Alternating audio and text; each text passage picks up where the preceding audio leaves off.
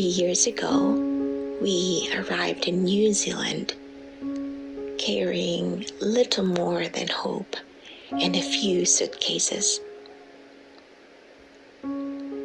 Since then, we've called a few different places home. Each one held a different version of us. And now, it's time to move again. This wasn't our first rental, and it probably won't be our last. But somehow, this little house became one of the hardest to leave. Not because it was big. In fact, it was quite the opposite. It was small, a little cramped.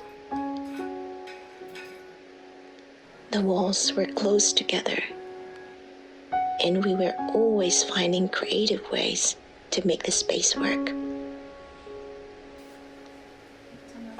But somewhere within these little rooms, life happened.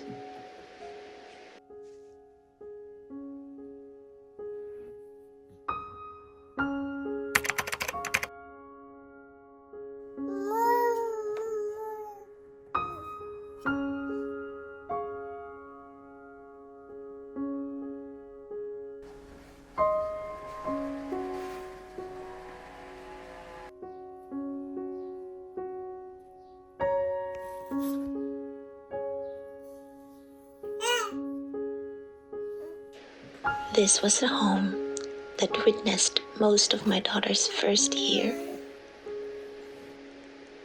It watched her learn to walk with tiny uncertain steps.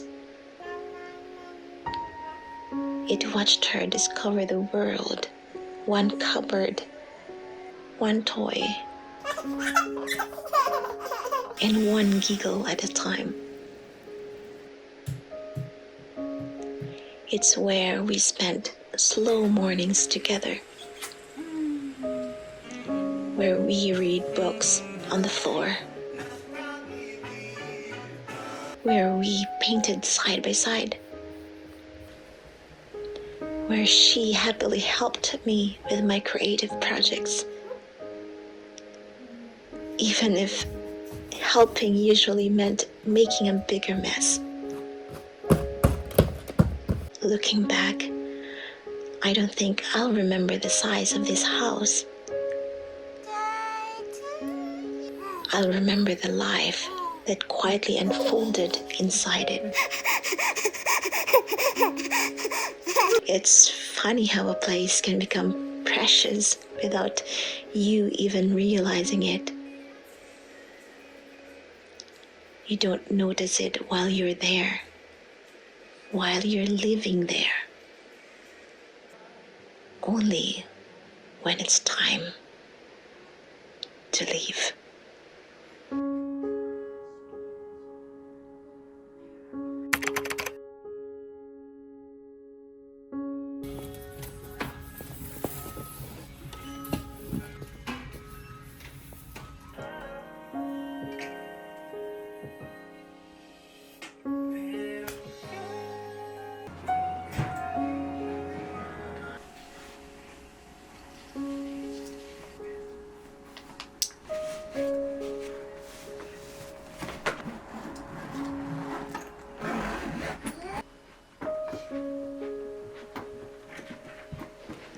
Packing always feels a little chaotic. There are boxes everywhere. Things disappear just when you need them. And somehow, everyday life still has to continue. Meals still need to be cooked. Laundry still needs folding. A curious toddler still wants to explore every box you've just packed. There were moments when progress felt slow, But maybe that's what moving with a little one looks like. You work around nap times. You stop to play. You stop to cuddle. You stop to make lunch. And somehow, everything eventually finds its way into a box.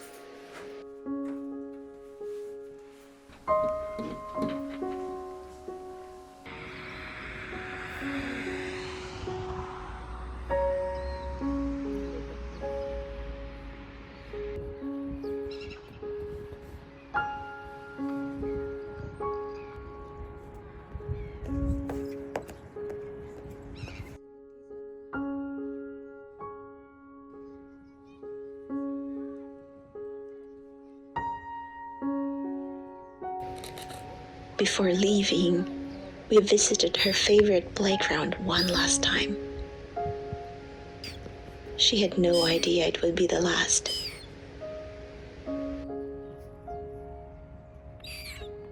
She simply climbed and played as she always had.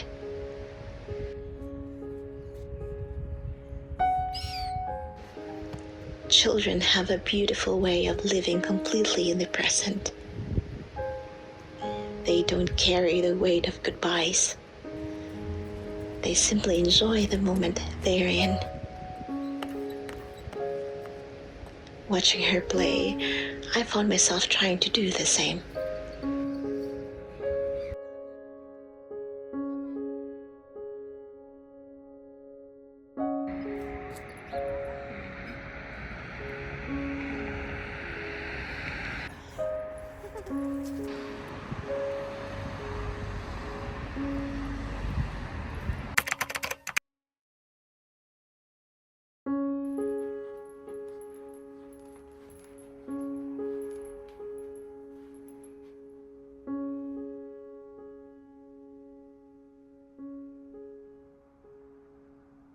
Eventually, moving day arrived. Boxes loaded, doors locked. One last look, and then we drove toward a place that was still unfamiliar.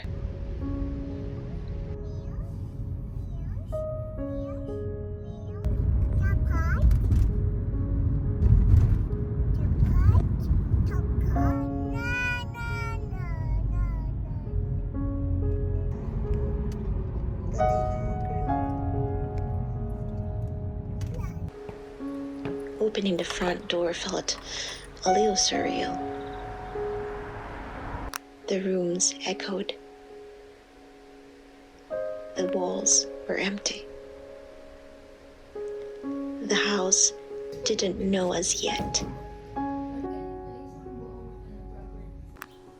But what immediately caught my attention was the space. Space to breathe. Space to create. And most importantly, space for a growing little girl to run, play, and explore. That alone made all the packing worthwhile.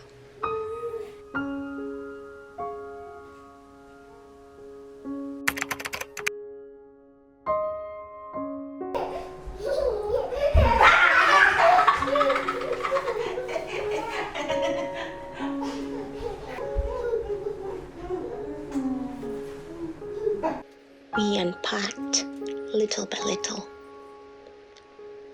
There wasn't some magical moment when everything suddenly felt finished. Instead, home arrived quietly, with our first meal together, with the first cup of coffee in the new kitchen.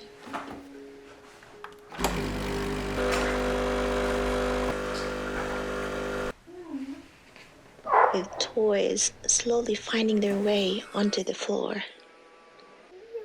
One ordinary moment after another. I've learned that homes aren't made on moving day. They are made in the days that follow, in your routines, in laughter, in shared meals, in sleepy mornings, and in the beautiful, ordinary rhythm of family life.